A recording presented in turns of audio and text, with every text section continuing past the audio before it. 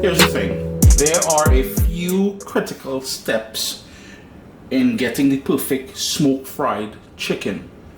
The first one is to season and marinate the chicken.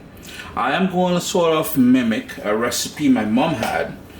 The first part here, as far as seasoning the chicken goes, so we've got sea salt. And mommy didn't use sea salt, just plain old iodized salt. Salt, black pepper, and this is your typical Caribbean seasoning kind of thing. Now, I am not a huge fan of that all-purpose seasoning you see a lot of people using in the Caribbean. It's just not for me. However, to get that punch of flavor, I've got a tiny bit, so about 3/4 teaspoon of curry powder. That's going to add a nice little something to it. And I've got the same amount, 3/4 teaspoons of a jerk dry rub. Hit that in there. Put that aside.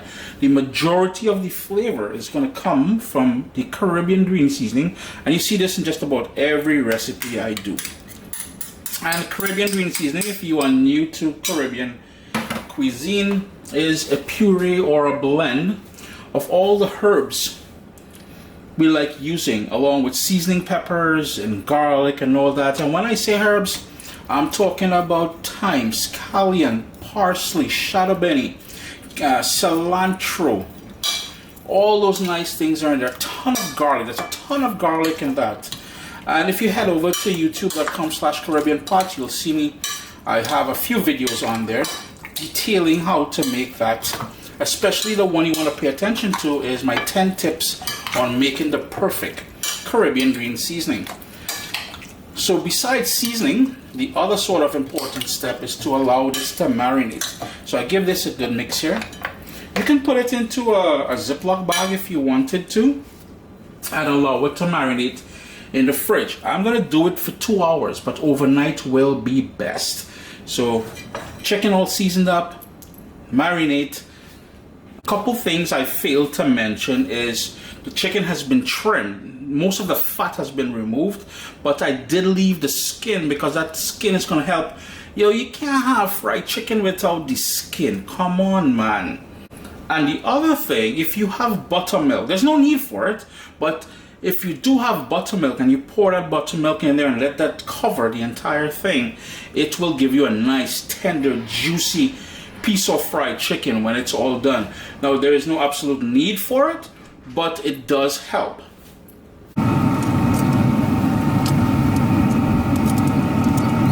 And the other sort of key component is the smoke. Remember we said we're making smoked fried chicken. My grill, my Traeger here, and I just love using the Traeger for this because I can control the smoke, and it's very precise when it comes to the temperature and everything, but it's set at 300 degrees. Just gonna put these in here, and the whole idea here is not really to cook the chicken on here. I do want some space in between them. It is more so to get that smoke, that really deep smoke flavor deep within the chicken. It's been about 35 minutes. I've already flipped them once. Remember, we're not trying to cook it, but impart that deep smoke flavor. And speaking about smoke flavor, with the Traeger you have the ability to hit it with what's called super smoke, and that's at a lower temperature. So I'm going to hit it that super smoke now.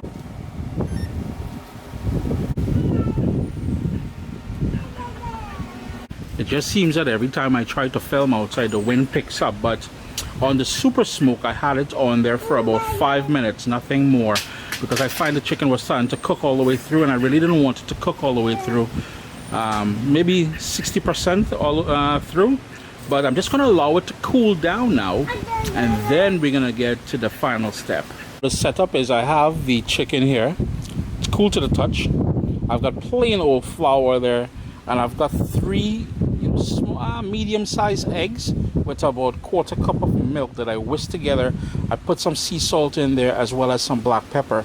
So the chicken is going to go here, then into the egg then into the flour. We're gonna flour dust it, and we're gonna heat up some vegetable oil here and fry them. My vegetable oil coming up to temperature there now, and I'm gonna use two hands, one for the wet and one for the dry. And because I have two different sizes of chicken drumsticks here, I'm gonna do the big ones first. I want to do them the same size together, just so we know that everything cooks evenly.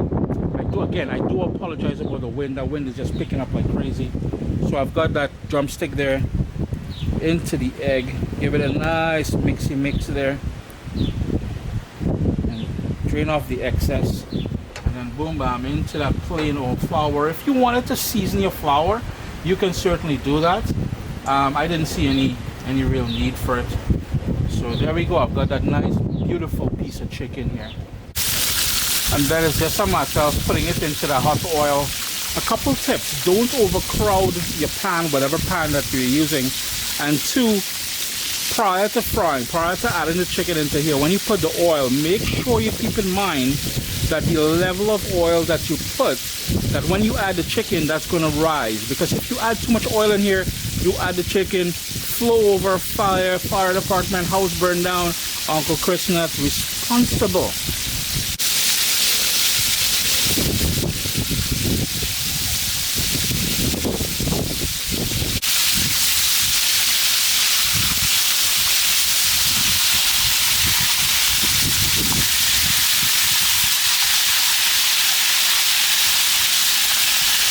Been about 6 minutes on each side. I've been flipping them over just to get that even color.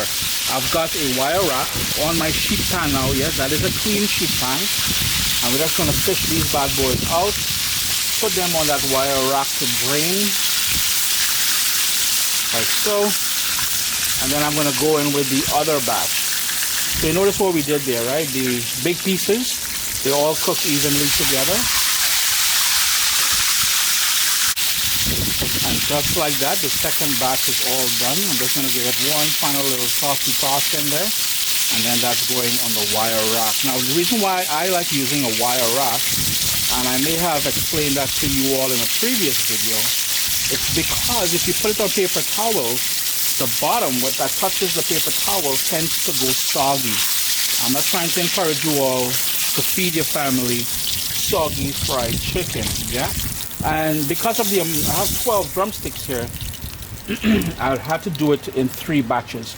So this is the final batch going in now. And just as I'm about to pull off the last 3 pieces, the wind is really picked up, man. So that's just in time. Again, I do apologize about that wind, yeah? Sup, soldiers? Listen, if you enjoy this recipe, I'd really appreciate it if you hit subscribe and click that bell notification thing. If you've made the recipe, take a picture and send it to me, email address down here. I mean, trying to tell people the email address, them butts will take the address and do all kind of thing with it. And tag me on Instagram at caribbeanpot. I really appreciate you guys, and thanks for being in my kitchen with me today. Irie. Now, if you wanted to hit him with a little fresh sea salt as it comes off the oil there, you can certainly do that, sprinkle that on. But as I've told you guys, recipe after recipe, I'm trying to cut back on the amount of salt in my diet. So there we go, smoked fried chicken. Yeah, you didn't think it was going to show up on July's month of grilling, did you? But anyhow, I do hope you guys get the opportunity to give this one a try. The wood that I smoked it with, the pellets, was apple wood. I'm trying to cover all my bases here. And finally, the last thing I want to do, the idea behind the recipe is not mine. It's not mine at all, and I've got to give credit to the person. And that person is Chef Mark O'Brien. Mark O'Brien had a restaurant a while back. He didn't do it on an actual smoker. He used a bludgeon, I think it was called. But anyhow, the idea for the smoked fried chicken belongs to Mark O'Brien when it comes to this version here. Chris here at caribbeanpot.com. Always a pleasure having you guys here in the kitchen with me. Again, I do hope you guys get a try, get a chance, an opportunity to make this recipe. Irie.